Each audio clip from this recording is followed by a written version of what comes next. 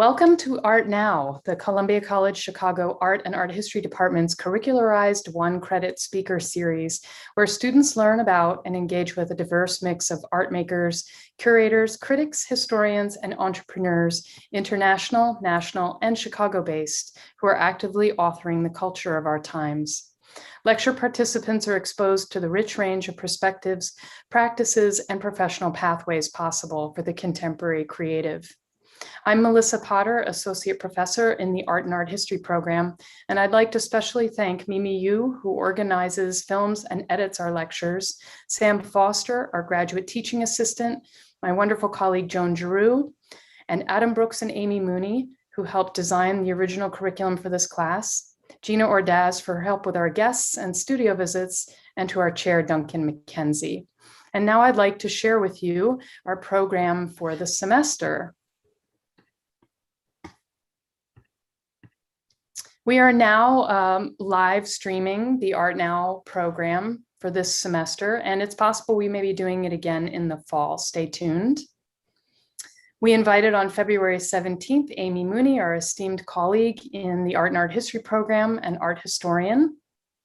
March 3rd, we had Paul Socarides, artist and director of the Haystack Mountain School of Crafts. Of course, tonight we welcome Natani Notah. On March 31st, our interdisciplinary arts alumna, Lily Kays. And on April 14th, Sampada Aranke, an SAIC art historian.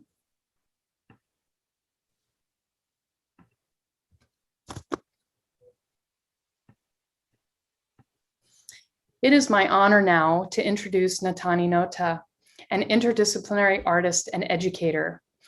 She is an enrolled member of the Navajo Nation, Diné, on her father's side, and part Lakota and Cherokee on her mother's. Her work has been exhibited at the Tucson Desert Art Museum in Tucson, Gas Gallery in Los Angeles, the Holland Project in Reno, Mana Contemporary in Chicago, and SOMArts Cultural Center in San Francisco. Notah has received awards from Art Matters International Sculpture Center and the San Francisco Foundation. She has been published in Sculpture Magazine and has had artist residencies at the Vermont Studio Center, Grounds for Sculpture, and the Headlands Center for the Arts. Notah holds a BFA with a minor in feminist, gender, and sexuality studies from Cornell University and an MFA from Stanford University.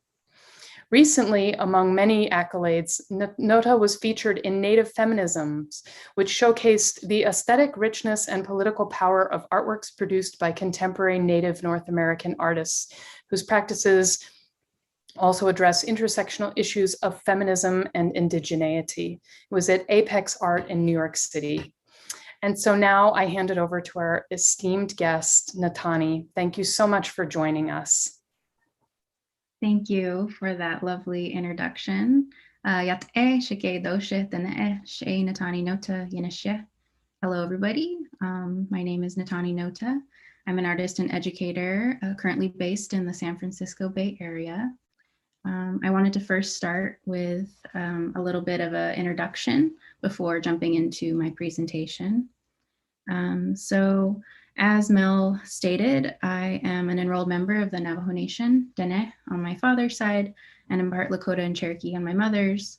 I was born in San Bernardino, California, and grew up traveling between there and Arizona to visit family. So I very much consider the Southwest to be home. Currently, I am based in the San Francisco Bay Area. And with that being said, I would like to acknowledge that I am coming to you from the traditional homelands of the Ohlone, and therefore I am a guest in their territory. Furthermore, I acknowledge that the nature and beauty of this online event is that many of you are tuning in from other parts of the world. So I encourage you, if you don't already know, to look into the history of your town or city and find out who are and will always be the original stewards of that land. And then ask yourself, how can you pay your respects moving forward? Next, I would like to give thanks to each and every one of you for taking precious time out of your day to log in and attend this event. There's a lot going on with global health and politics, so being able to come together like this is extremely meaningful, and I am very grateful. Big thanks to everyone in the Art and Art History Department at Columbia College Chicago.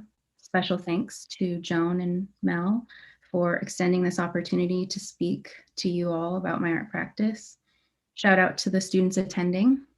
I hope to inspire some of you. And lastly, I want to express my gratitude to the ones before me and those who stand beside me.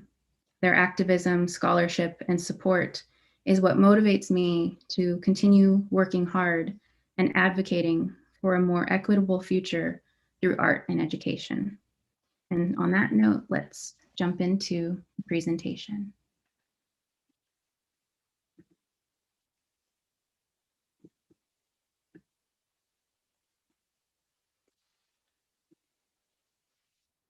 Okay, so when I put together this presentation, I wanted to start from graduate school and move forward in time. So from the left to the right, you'll see this installation of different sculptural works. This first one, Drag Me from the River, Thigh and Fetus, White Shell Woman is Here, Bolo, Foundation, Performance Remnants, and Nijane Noose. And Nijane means beautiful in the Navajo language. As you can see from this work, I was very interested in working with different materials that were malleable, such as rope. And at the time, I was exploring the duality of rope, its ability to mend and put things back together, but also to potentially take life away or inflict harm upon someone. So I was referencing at the time the many cases of murdered and missing Indigenous women, and trying to, through art, respond both emotionally, but then create this moment of pause and in some ways honoring those who have passed away or who are still missing.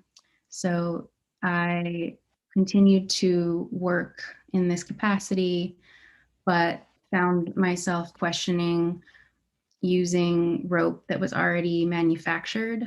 And so I started to think about what if I were to create my own rope, which led to making this series of bolo ties where I was cutting leather strips and making bolo, the rope for the bolo ties, as well as incorporating beadwork. And it led to a series which was titled 7 Generations of Bolo Ties. This is the first one in that series. And you'll see this is actually the third one, titled Red Blood, White Gold, and Blue Ocean Bolo Tie. And something to note about this series is that each one can kind of exist on its own and have its own narrative and autonomy. But then together, when installed within the space, they start to read as a group. And here I was thinking very much about generations and looking towards the past at what's happened historically in the United States, such as westward expansion, and thinking towards the future to events that haven't even happened yet. So this bolo is titled When Saturn Cracks, White Tears Will Follow. So I was thinking about the impacts of climate change and how we can feel those effects on Earth, but I very much believe that those effects can be felt on other planets and in other parts of the galaxy. So here you can see Saturn is starting to break apart, and it's very much a kind of, I would consider it a prophecy or something that I'm thinking about. Here is a few images of in progress shots. So something about beadwork that I love is that it is very intentional. It takes a lot of time, and I work with seed beads that range in size. Here are seed beads that are size 11, I believe.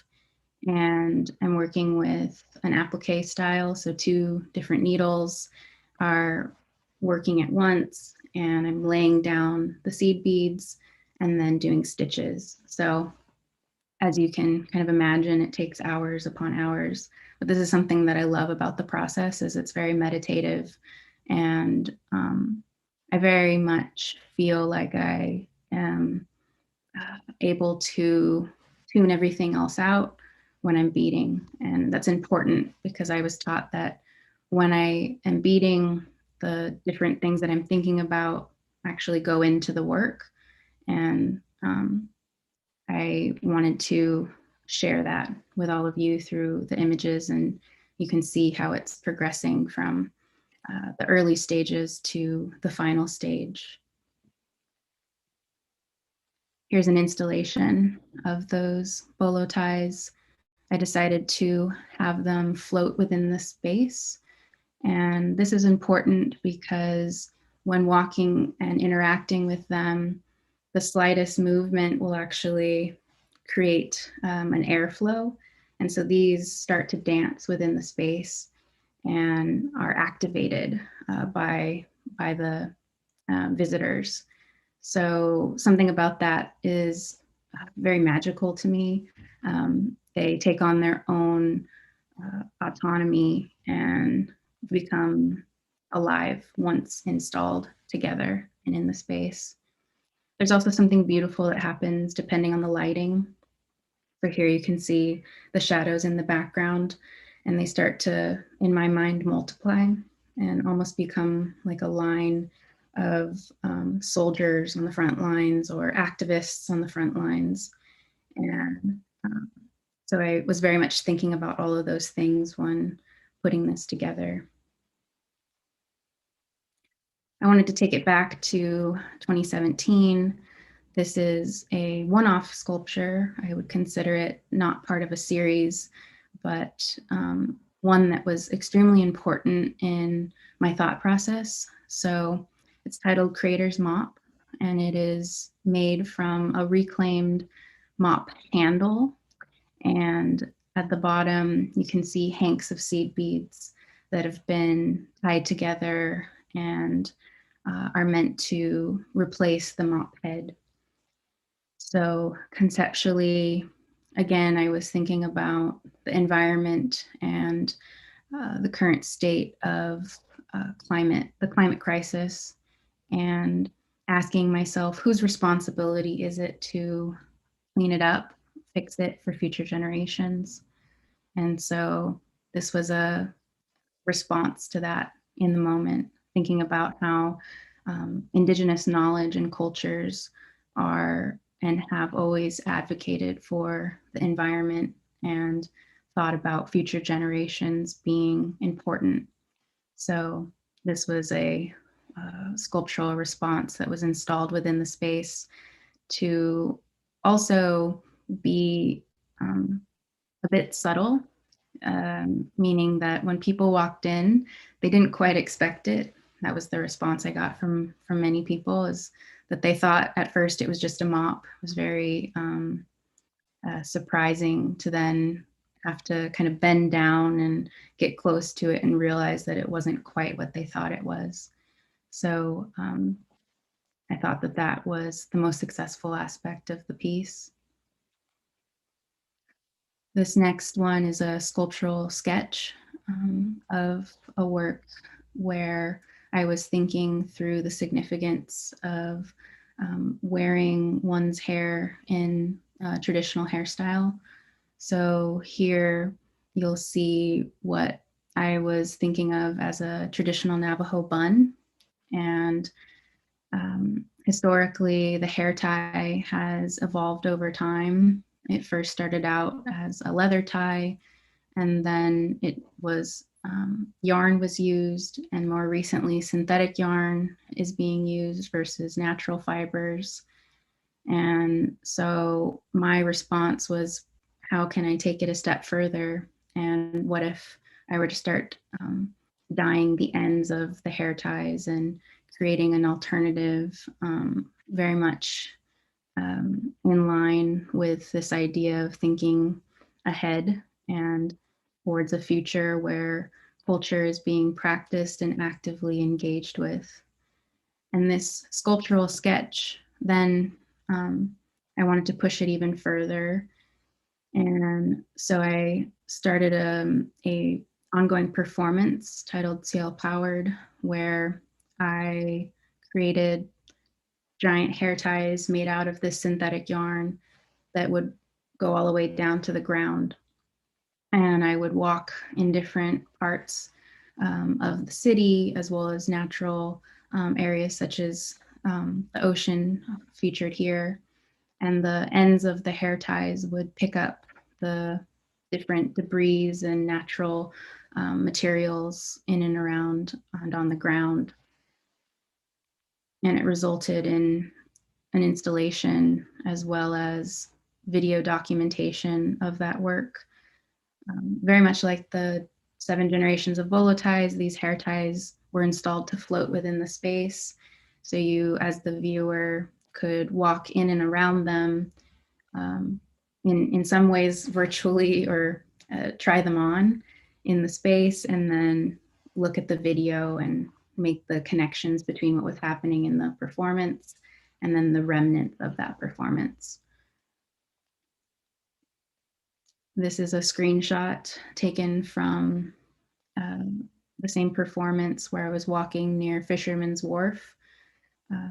It started when I was looking out at Alcatraz Island, in some ways trying to pay respects to the American Indian movement, having been born out of the Bay Area, and this idea of a pilgrimage. And I was very interested in how people would interact with me.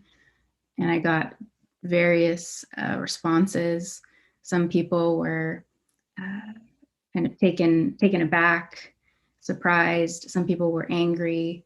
Some people would laugh. They thought it was some sort of joke.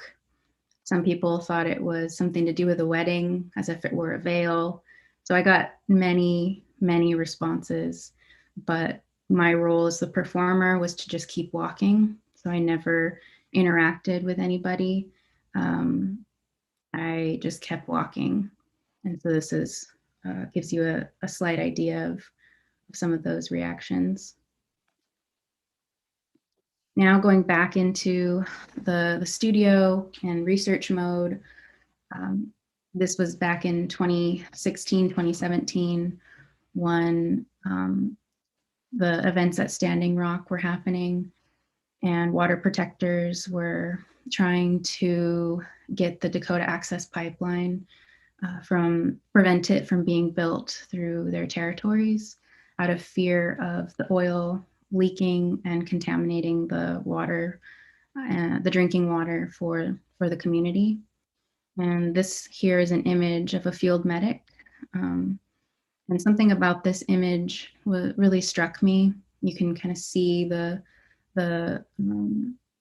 of the protectors in the background. You can see the barricades, but you can also see the pride and the resilience in this individual, the slogan of "Water is life," as well as the mask that she's wearing. And that led me to creating a series titled "Making the Disposable Sacred." This one I made for my sibling, and it was a dust mask that I happened to actually have in my studio because I was sanding down different pieces of wood for another sculpture, and the felt lent itself well to beadwork, and it really was uncannily similar to the image that I just showed. So conceptually, I was interested. Materially, there was a purpose, and I decided to bead multiples, and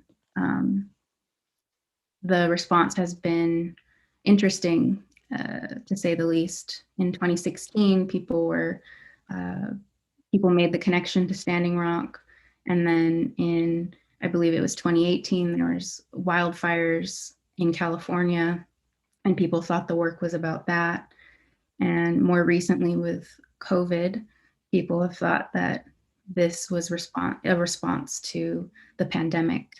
And so I find that fascinating, how work can be relevant over time. And this particular series does that in multiple ways. So here is a screenshot from the neighborhood that I grew up in.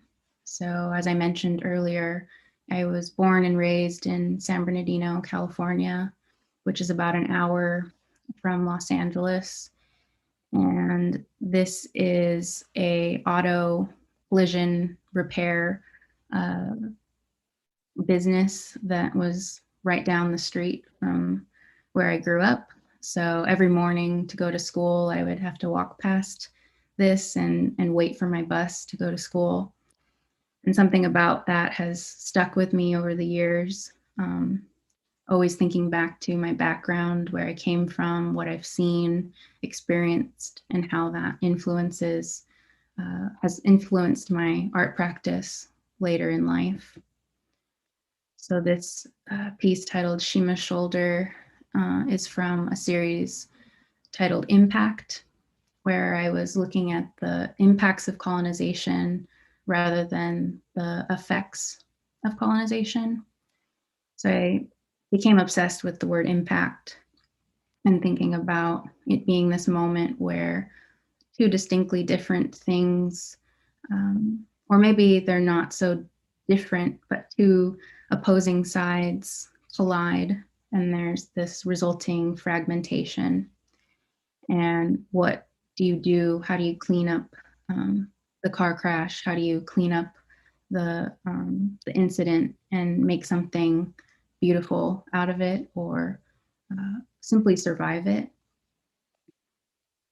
This next piece, Sade Shield, is from that same train of thought. And I see these both as almost armor, an extension of the body, but then they can also exist on their own. For this, the process is extremely important. So I've talked about this work in other interviews in the past.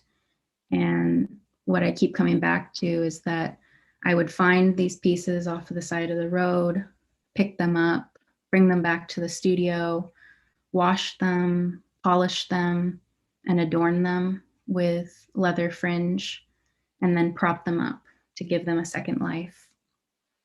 So I find that all of those instincts to do those things are very much ingrained in philosophies of responding to my environment, seeing things that need to be fixed or cleaned, and then doing that, but then also making a response out of it rather than just throwing it away or discarding it. I see the value in something that others might not see the value in. So here's another titled Not Your Racehorse from 2018, and an installation shot. So what I like about the work as well is that it's malleable. The fringe can be coiled, it can be fanned out, it can be piled up. So it in many ways can transform even after I have given it away, or it's in an exhibition, or it's sold to somebody. I like the idea that it can transform and change and continually evolve. This next piece is titled Heavy Heels. You'll see a found rolling pin and then handmade moccasins. And I, for this piece, was again doing research into westward expansion and thinking about how the rolling pin became this symbol of that expansion. I was thinking of Native people having to be often relocated over time and or fleeing the turmoil, essentially, and how that rolling pin just catches the back of the heel. And so this piece, I think, is very simple, but there's a poetic to it that I'm still unpacking. But it's important to note some of the kind of subtleties that are going on. The placement is important, the material is important, even the color relationships between the wood and the leather in the moccasins.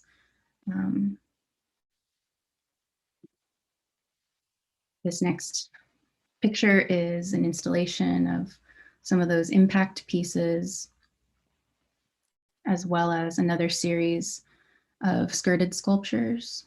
You can see them hanging and as groups, these colorful skirts, and some of the impact pieces also taking on that bodily appearance. This one, titled "Don't Bump Her," was part of the recent Apex Art Native Feminisms group show. And as I've explained earlier about the ideas that I was thinking through, I think thing to note about this is how it's existed in multiple places. Here, it's part of a show at Gas Gallery. The curator and founder of Gas Gallery is CC Moss, and she was very interested in this idea of the title of the show was Custom, and she was interested in the idea of how car culture impacts different communities. And so she put my work in conversation with a few other artists, and this truck moves and people were able to interact with it. And so for me, access here is what is the most successful thing. So just something to think about, how the work can change and take on different connotations based on the proximity to other work and or just the theme of a show.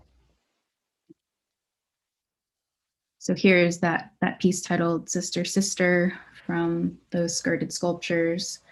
And this was picked up recently for a show titled Material Intimacies at Next Haven in Connecticut. And what I find compelling about this piece is the juxtaposition of natural materials to synthetic and playing with ideas of, again, the body, form, and content. So here I was also simultaneously continuing to do research, but also advocate within my communities for awareness around missing and murdered Indigenous women in our communities. And so this kind of cuts to the core of that for me. These figures are these ghostly kind of dismembered in some ways figures, but they're still existing within the space and they're able to communicate with one another. And here there's this abstract embrace that was really important, where one is holding up, holding on to, and letting go of the other at the same time.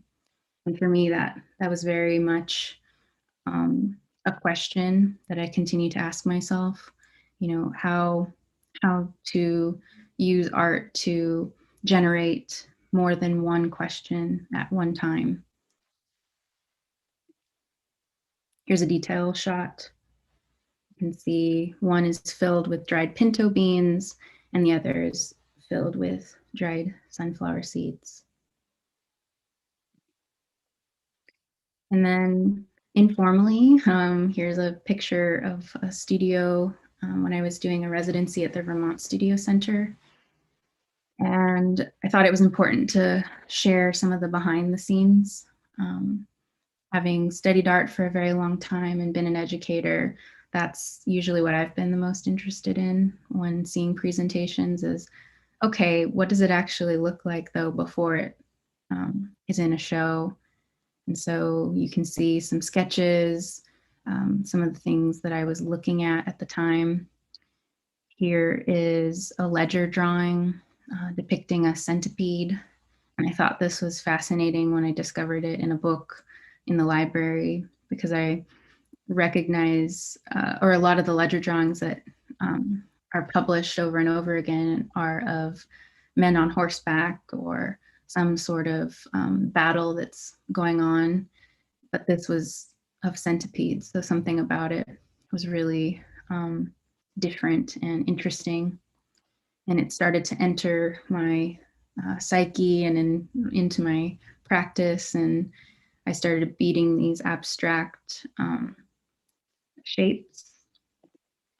And then those shapes made their way into a series of soft sculptures where I was taking leather scraps and scraps of fabric and artificial fur and putting them all together to make these resting bodies that are a hybrid of human and animal organisms. They're very abstract and still somewhat new. I started these in 2019 and I'm still working through the concept behind them. So they're somewhat hard to talk about, but I think sharing them is important. This is another image of the studio. You can see some of the beaded shapes in the background, the fur pom-pom, some of the paint that I was using, and then what it's turned into. I'm very interested in movements such as the arts and crafts movement. I'm interested in minimalism. I'm interested in color theory and form. So all of those things enter the work in different layers and capacities. Here is a sketch that I made. I was imagining the sculpture to have a beaded bottom and a vein, and then this fur that was coming out at the end. But this is what ended up being made. This is titled Inner Child. And so you can see that there are some things from the sketch that made it into the final piece, but some other things that were edited and a little different. Here's an installation of that piece in a show, Material Intimacies, and it was the first sculpture that you encountered when walking into the gallery. And what I like about, and I'm still thinking through in this work, is resting and what it means to rest. And what does it mean when a figure is lying down? There's this vulnerability, but then there's also this power in being able to finally lay your head down. And so that's that work. Here is a progress shot of some of the beadwork. I wanted to show you the front and the back of it, because we often see the front of beadwork or the finished product, but here on the right-hand side, you can see the stitches that go into it. And sometimes I find the back even more beautiful than the front. And here's the resulting sculpture titled Uncontrollable. And this was made in 2020 at the height of the pandemic. So I think that influenced the beadwork. I've gotten responses. Some people think this is kind of looks like a galaxy. There's like some sort of cosmic planetary thing happening. I was thinking about that, as well as COVID and the pandemic and this idea of viruses and how this isn't the first pandemic that has occurred. And so smallpox and things like that, I would also label them as a crisis, and were targeted for different towards different communities at different times in history. So that's kind of describing the beadwork, but then the form was very much about an appendage, like an arm or a tail, something along those lines. So you'll see that reoccurring in a lot of these soft sculptures. And there's also this slicing, this cross section that's happening, which is very similar to some of the skirted sculptures, where the bowl is that cross section. And it was filled with different materials that were actually similar to beads. But here you can see it a little more clearly. And then the installation of it in relation to other artists' work, as well as other sculptures from that series.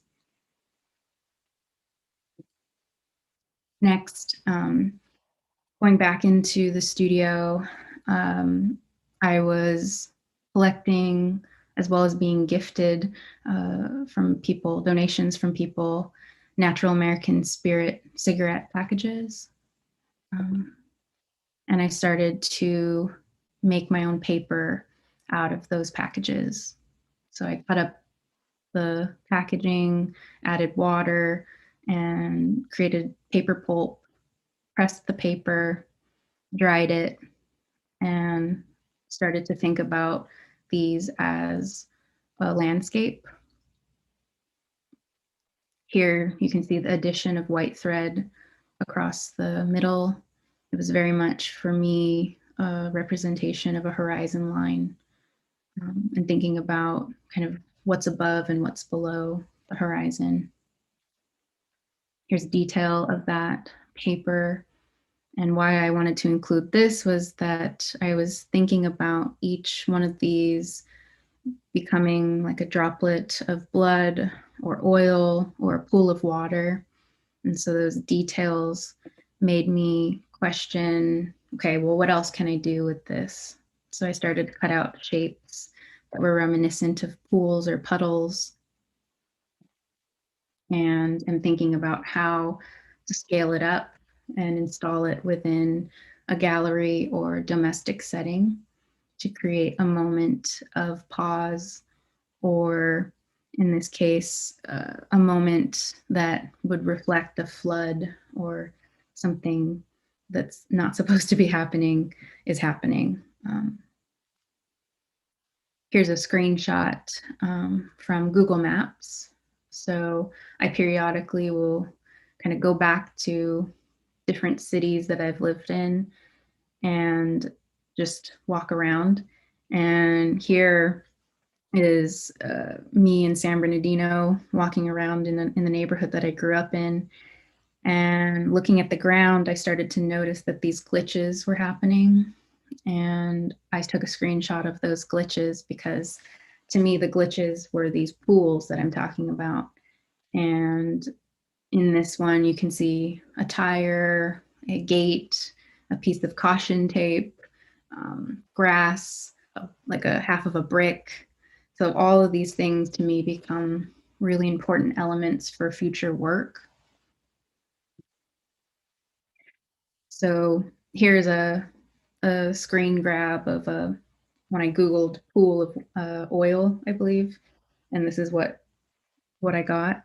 And I think it's important because here is the extreme, right? A pool having multiple things existing in it, like almost its own ecosystem. And then here it's pared down and it's become a solid shape. And for me, I went back into the studio and started sketching out all of these different pools or puddles or portals to other universes. They also become footprints or tracks, animal tracks.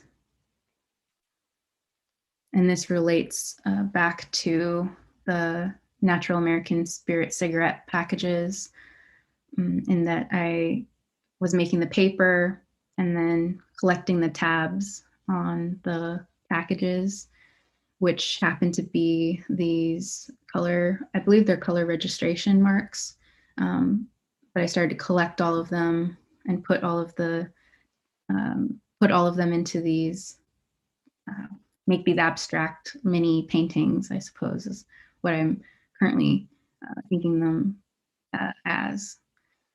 And this one, titled 42 Burns, kind of thinking about the cigarette burn as being this portal,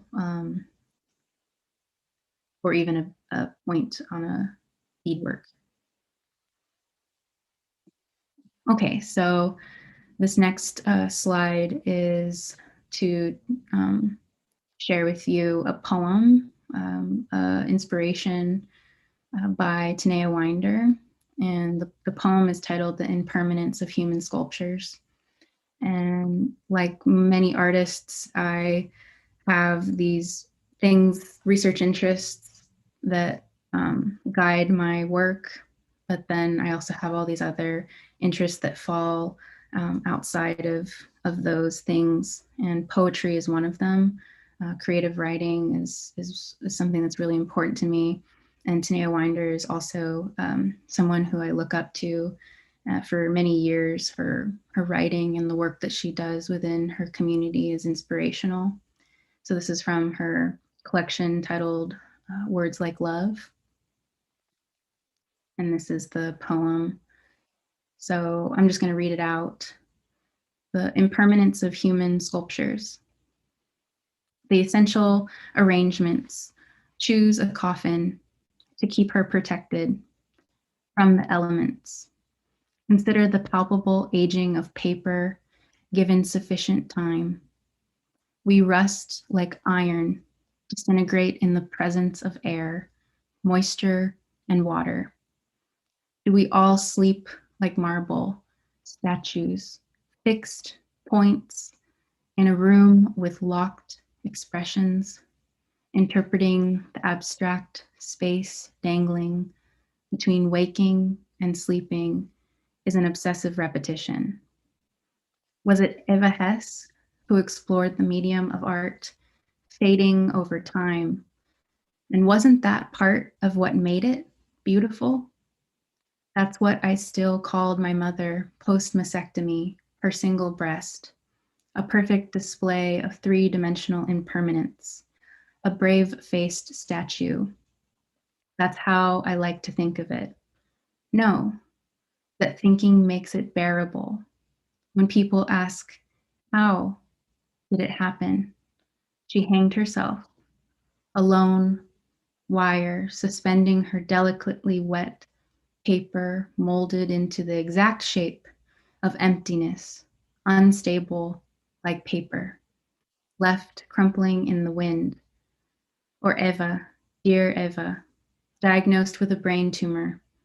Eva, who died in 1970, and mother who left behind words, keep it safe, as if situations and places, as if names and people couldn't rust into indistinguishable blurs.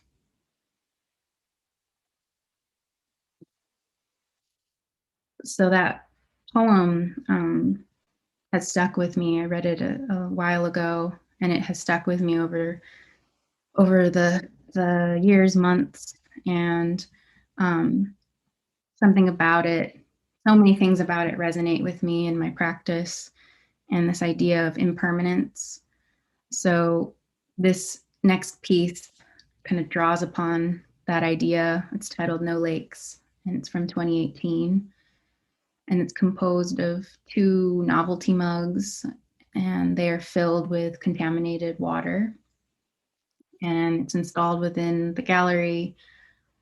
Over time, the water evaporates and it starts to leave these rings. And for me, that's what's the most successful thing about it, is the way that the rings are representations of time passing.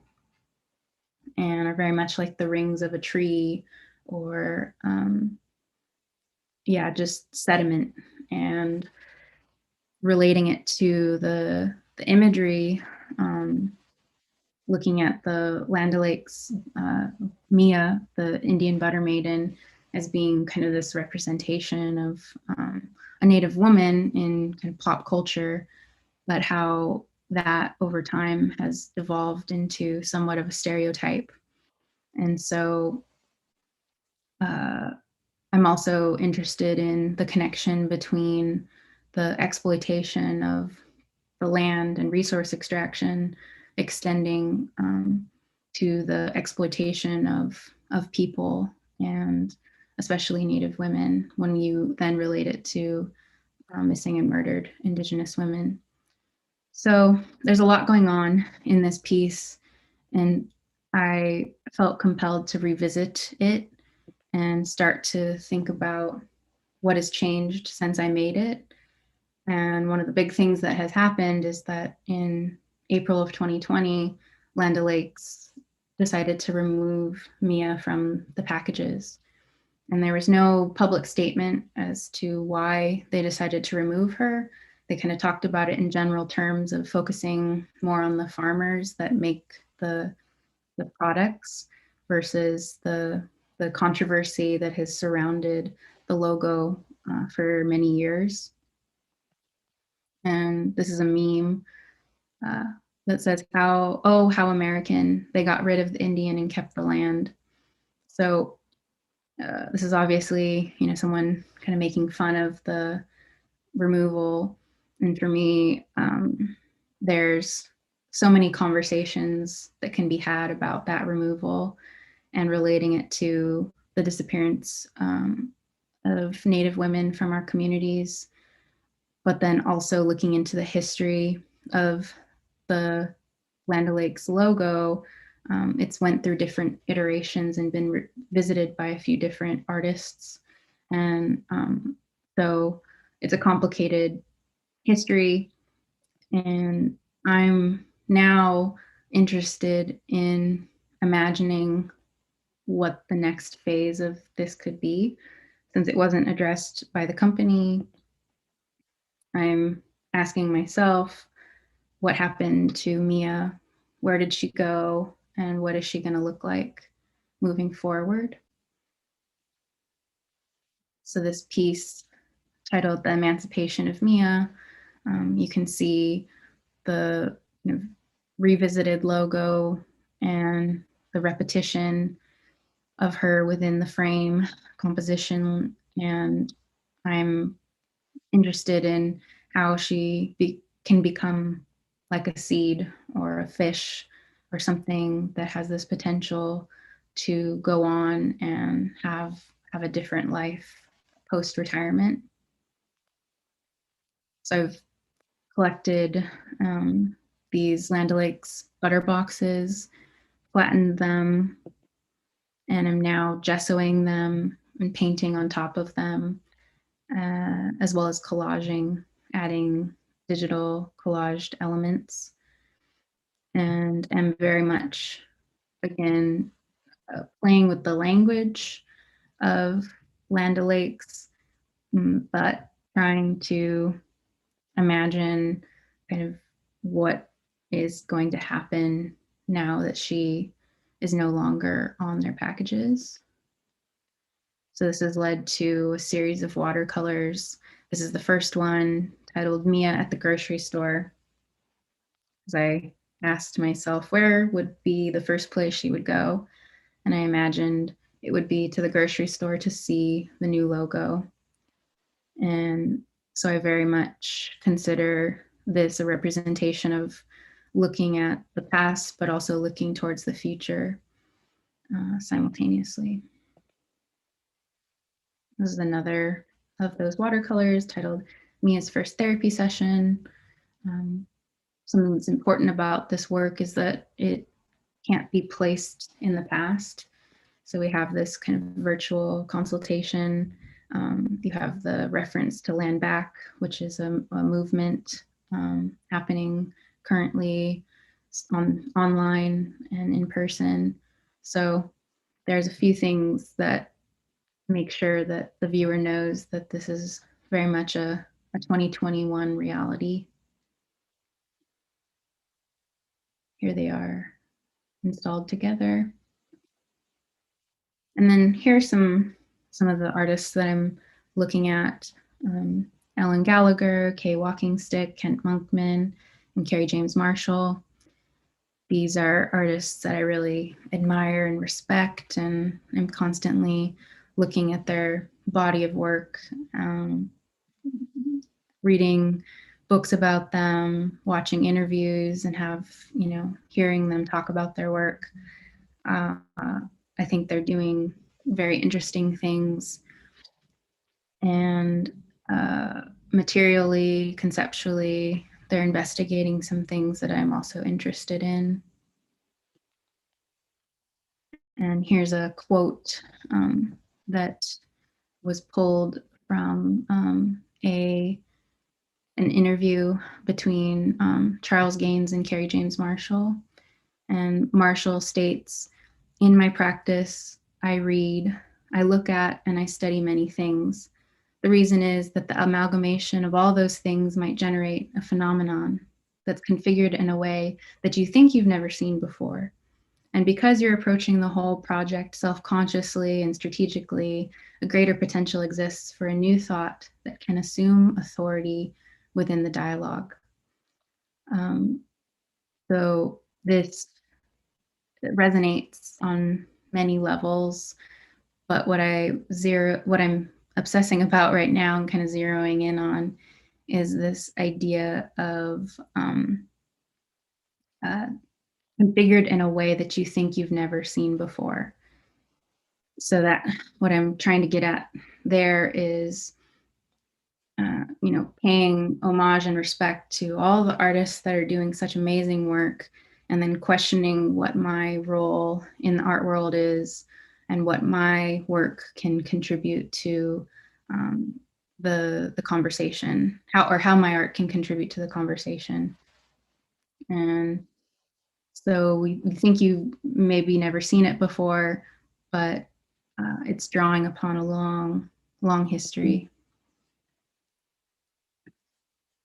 Okay. That brings me to this piece in progress. It's a painting tentatively titled Mia's Lucid Dream, or Mia Meets Dali, one or the other. I would say that it's about 95% done. Thematically looking at some of the issues that I've already addressed in other work, but also pushing forward and thinking about Mia as this symbol of the future, and where she's going to go, and what she has already seen being of much significance to the conversations that I want to be having. And that leads me to this quote. "Now among the alien gods with weapons of magic am I." It's a Navajo protection song sung when going into battle.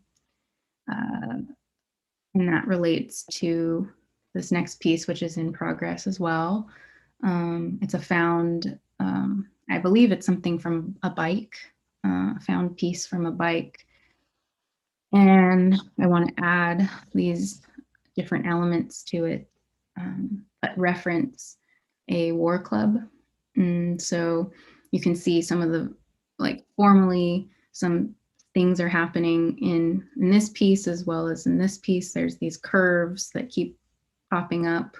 There's this relationship to color, blues and blacks and skin tones. And then conceptually, some ideas about something you've never seen before, relating that to this idea of being alien. And that's something that I'm very, very interested in. This often in like an American context, alien is there's a negative connotation, such as being an illegal alien, or not from or not belonging to a certain place. And I think that's really problematic, and I want to push back on that and think about the ways in which we can kind of reclaim that word, or think about it from this more powerful perspective moving forward.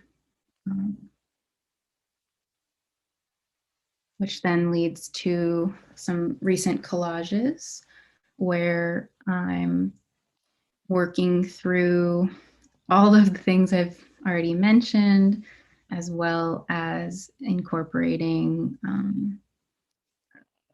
some of these collaged elements that are very new. And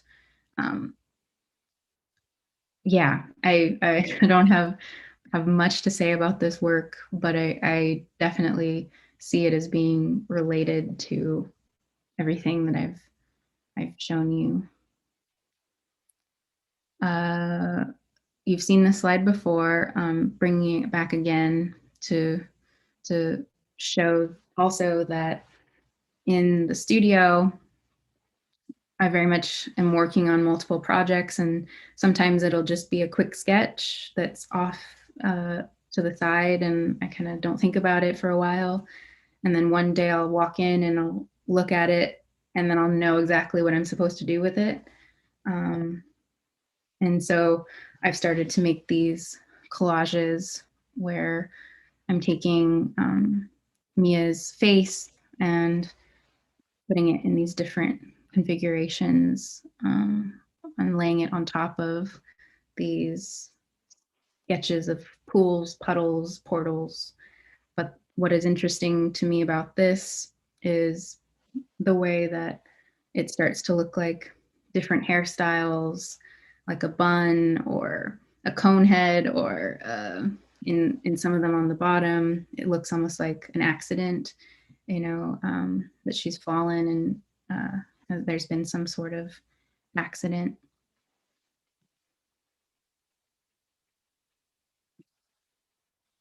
And this is taking it one step further. This is a recent Rizzo print. It was produced by Shoot Studio here in the Bay Area. They're putting together this portfolio of 12 Bay Area artists, and they asked if I wanted to participate. So I provided one of those collages, and they have reproduced it in Rizzo. So again, just trying to provide the different layers and levels of where this work starts and where it ends up, and the potential for there to be you know, even more bodies of work that come from just a single sketch. So that brings me to the end. You know, thank you for listening. For more information about the work, you can visit my website, or you can follow me on social media. Thank you for listening, and I'm excited to jump into the Q&A and answer some of your questions.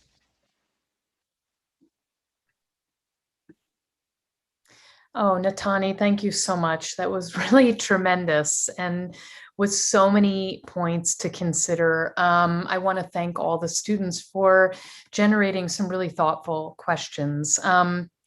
There was something that stuck out, so I'm going to sort of navigate through the questions with something that I found really interesting, among many, but that you use art to generate more than one question at a time. And I thought that that was really thought-provoking, particularly for our students. And where, I mean, I saw it evident in a lot of the work, but I think related to your body of work around ordinary objects becoming sacred totems, sacred items, but also with the infusion of climate change in your earliest work that you showed, the bolo pieces. And so, you know, to that point, I want to bring one of our students' questions forward, which is, you state that you want to make art that is able to exist within all circles. How do you navigate creating work that has universal quality while still resisting assimilation?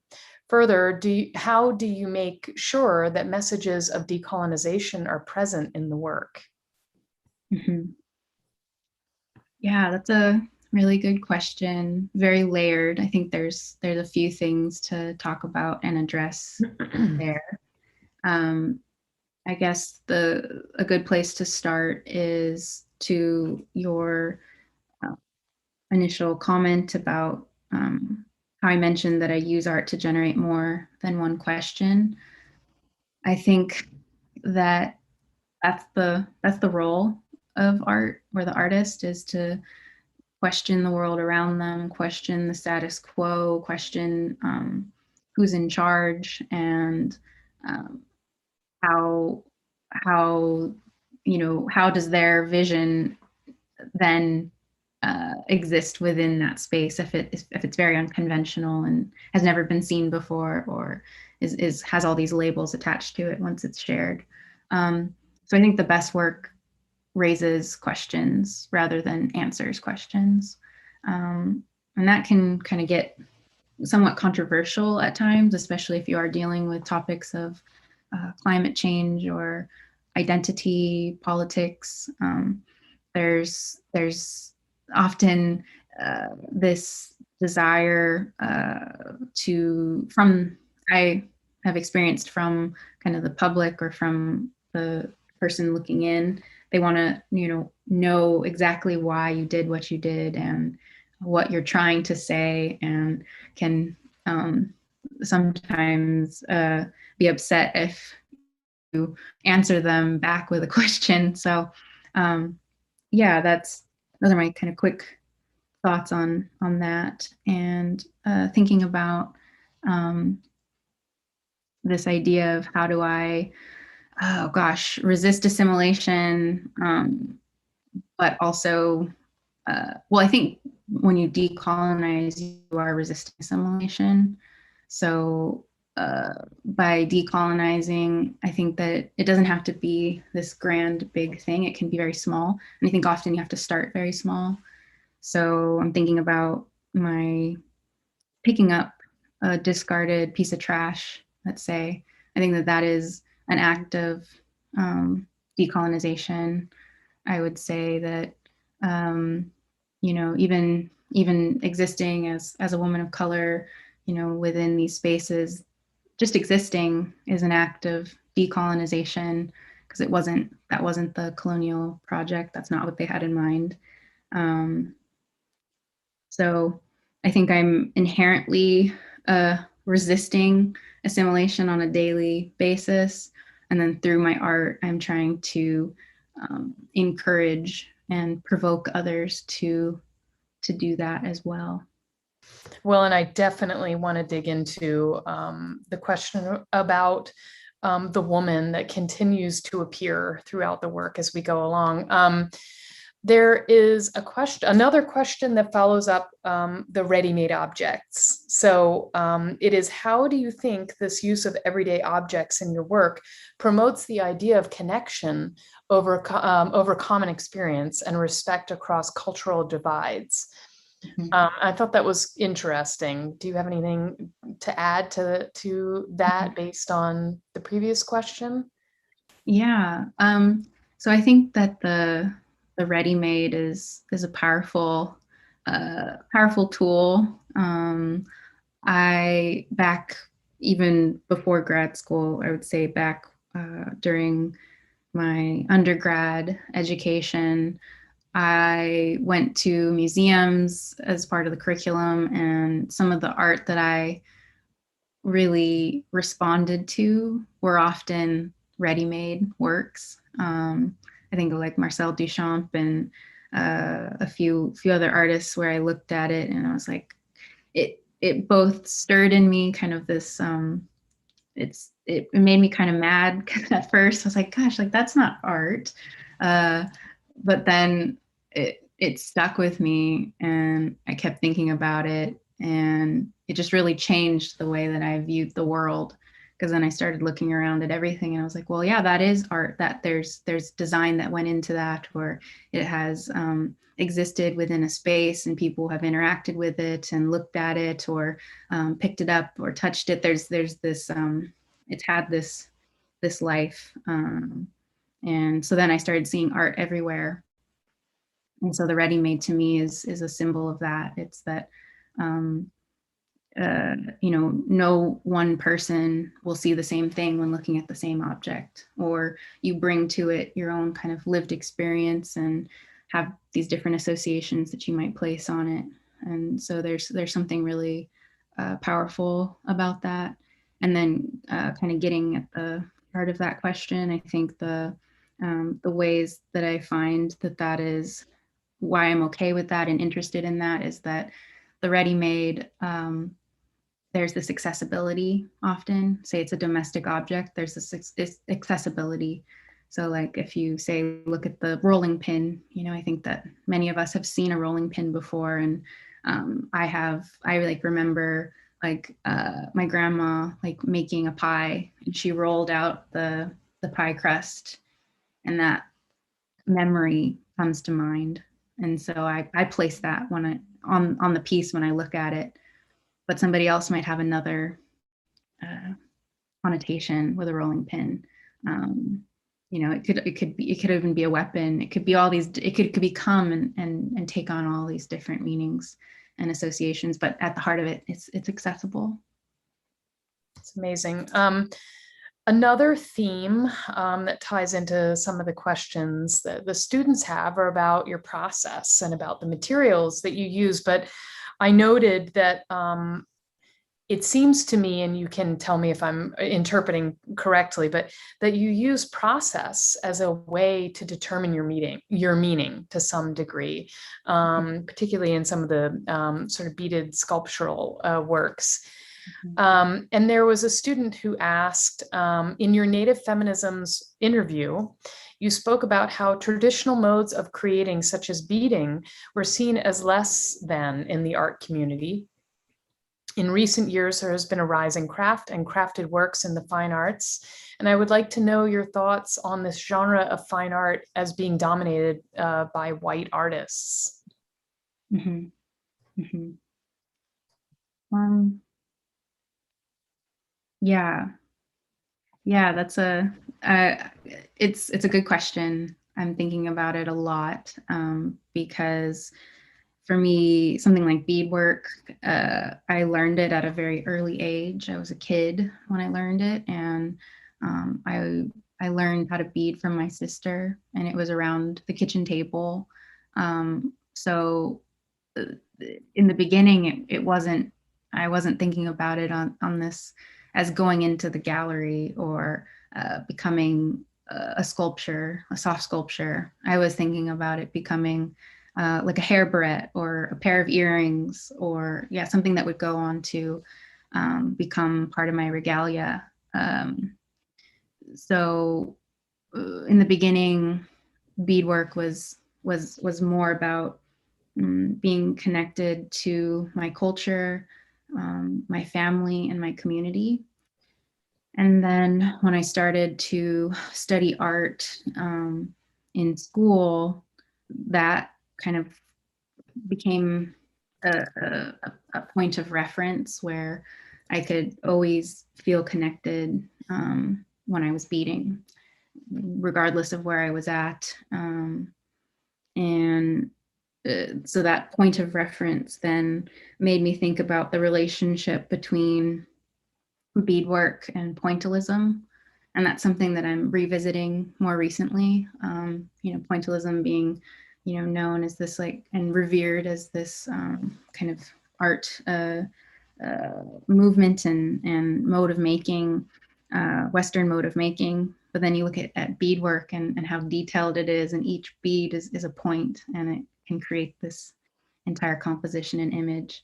So for me, I've always thought about it as being very much in line with fine art and the fine art world, and being inspired and loving so many bead workers who are doing amazing things. Like Jamie Akuma comes to mind, and a few others who are just Jeffrey Gibson. Like there's just so many people that I look up to who are doing amazing things with beads and beadwork and incorporating it into fine art. And I think I've kind of went through this this journey in thinking about what beadwork represents, what it means for me personally, and then how it's existing within the art world, and more recently seeing an interest from an interest from everybody from all over about beadwork, and then other cultures and communities also having a history of working with beads and beadwork coming to the forefront. So I think there's a lot to be said about that. I think I could go on and on about beadwork and fine art, and the conversation about craft versus fine art. But I think I'll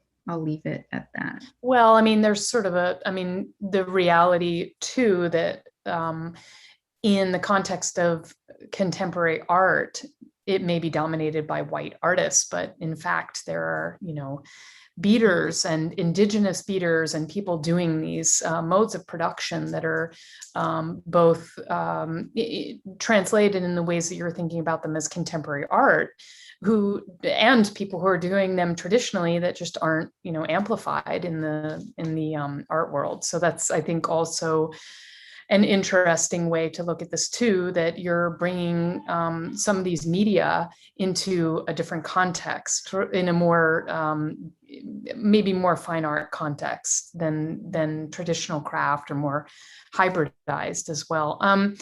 But it's interesting too, because one of the students had a question about sort of the mechanics of this. If we say that process has potential to create meaning, and these different traditional processes that when you do, I found this pretty interesting.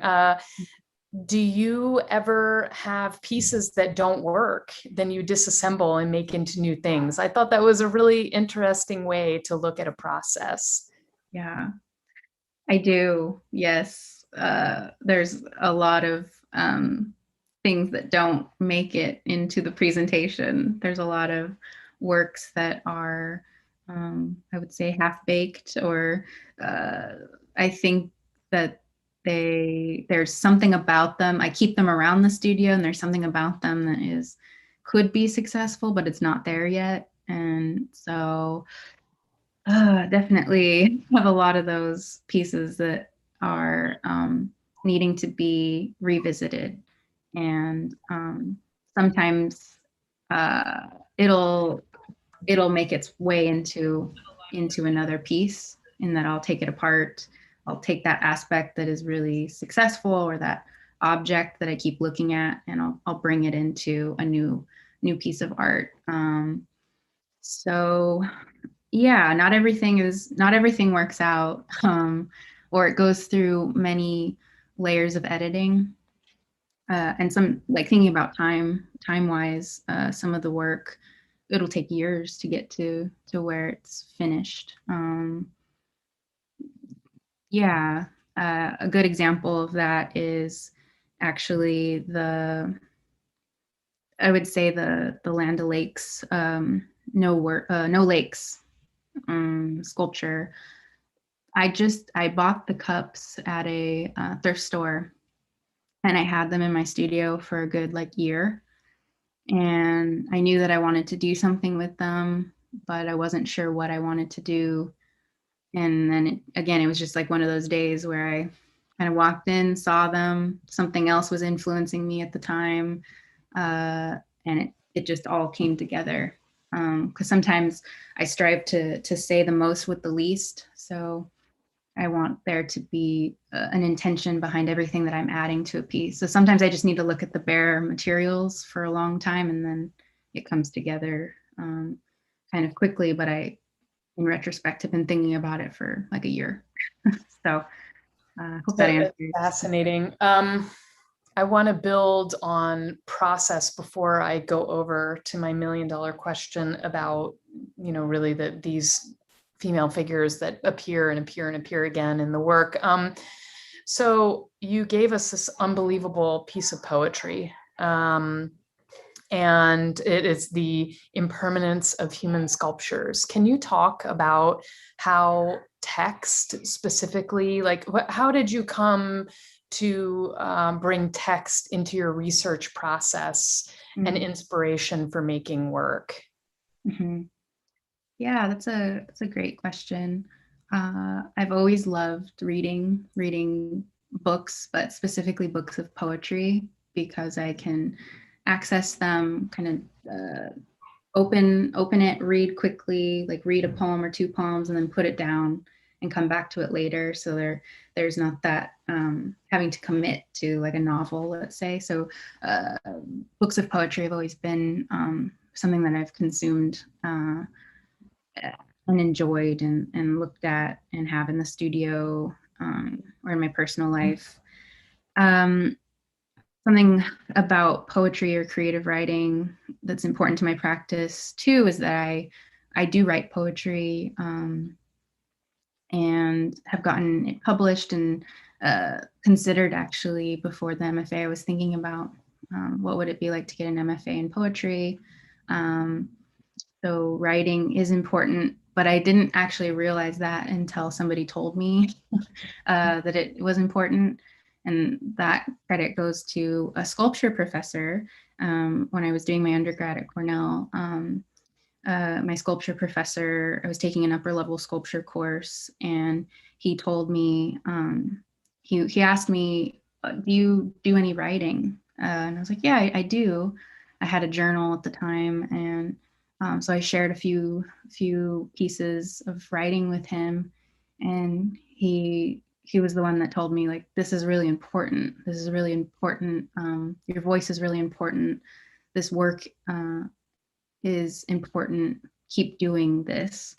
And so I've always wrote on the side. I mean, and yeah, I'm kind of rambling, but No, it's really I think interesting. that there's just so many different ways that writing has influenced me.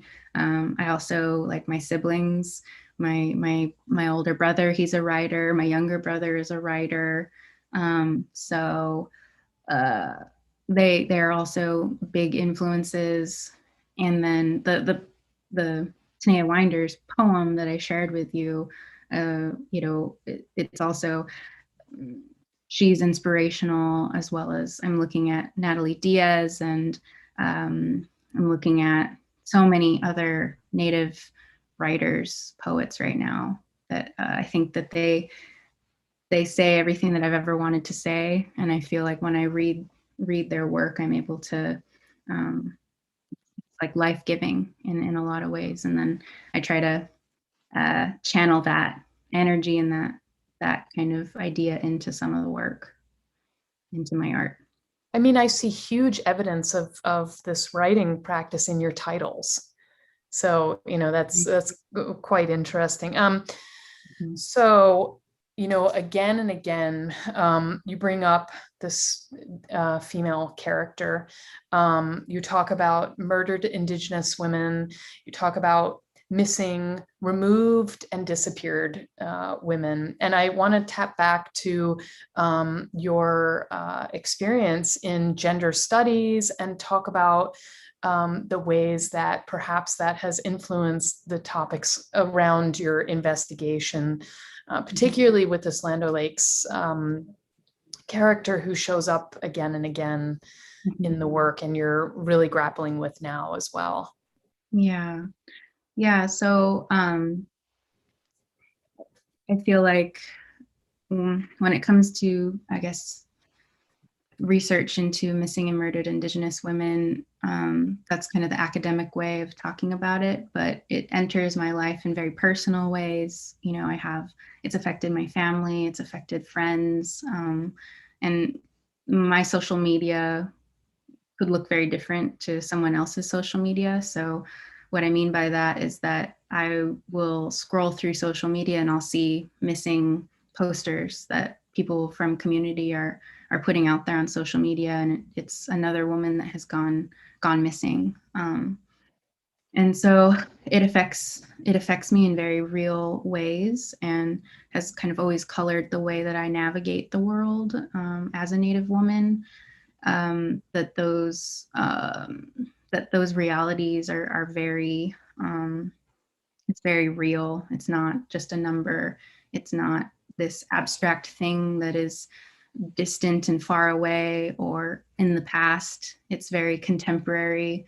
Yes, historically it's been going on since contact, but it is real. And so I will, see these cases come up and trying to understand, like earlier when I was younger, trying to understand why it was happening. So starting to look up to and read different texts, such as Sarah Deer, who has put out different articles and books about some of the reasons why this is happening. And then relating it to some of the coursework that I was taking, which were kind of general introductory feminist gender and sexuality courses. But then in some cases you could pick your topic or pick something that you were passionate about and write about it. And so I was reading and writing and researching, and then, having conversations with people on this very personal level about how that affects us. And so, yeah, it's something that I can't detach myself from. It's very much my reality, and so it does enter the work in these different ways, because I'm trying to understand what's happened and why things are happening the way that they're happening, and then use my ability to make art to generate these responses that will then hopefully exist to go on and either raise awareness or call attention to some of the reasons why this is happening, and then hopefully inspire people to look into it, or using their influence and power change it. So that's kind of my initial thoughts on that. And then going to Mia, the Indian butter maiden from Land O'Lakes, and it's very new work, the pieces that I've shown. So I am cautious about fully explaining the rationale or the reasons behind it, but I do see this similarity to the disappearance. And then she disappeared, and there was no public statement that was given by the company as to why, which on one side of things, I think was a missed opportunity. I think they could have talked about, how over time it's changed, and that they're looking towards, a future without having essentially like a native mascot on their packaging to sell a consumer good.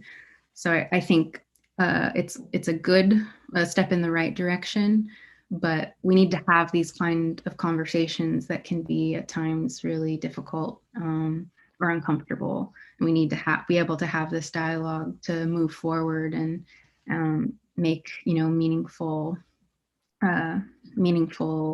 steps forward. So yeah, I feel somewhat connected to her, Mia, and I'm trying to understand why. And I think that there's this it's kind of like I don't know why she makes the logo made me uncomfortable, but then there's something so familiar about it. And then when you look at Native representation in mass media or in pretty much anywhere, there's not as much representation as there should be. So you look at it, and that's part of the other side of the argument, is that, well, she represents a Native, she's a Native figure in theory. So isn't that better than nothing? So lots and lots of questions and layers. But it taps right back into your idea of art as a means to generate more than one question at a time, that's its job, is to complexify, to ask the hard questions, to present the material in ways we wouldn't have considered it otherwise. I mean, that's, to me, Mia is so profound in that way. This is Natani, thank you so much. This is amazing. We have 2 minutes. So there was one last question I want to leave with, which is, what would be your biggest piece of advice for this generation? And what can we take from this time in our lives to better impact the issues of Native representation in the art world? Mm-hmm. So I think my advice to especially young artists, students, I think that I would just encourage you to keep making your work, even if you get pushback or feel like it's not doing what you want it to do fast enough. I would advise that you keep trying, keep making, and keep pushing forward. We need more artists in the world. We need you. So that would be my first response. And then when it comes to Native representation in the art world, I'm seeing so many positive signs of that happening at very high levels. You know, exhibitions, artist talks like this, different retrospectives, interviews, TV shows, like things are happening, and I'm really excited. And I would just encourage you all to engage with that content. You know, watch those shows, watch those documentaries. You know, reach out to those artists, and we need to be in this together. So beautiful.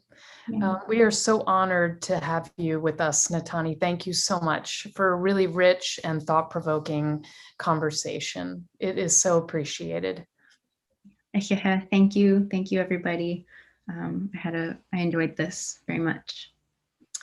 Thank you, everyone, for joining us tonight, and join us again for Art Now.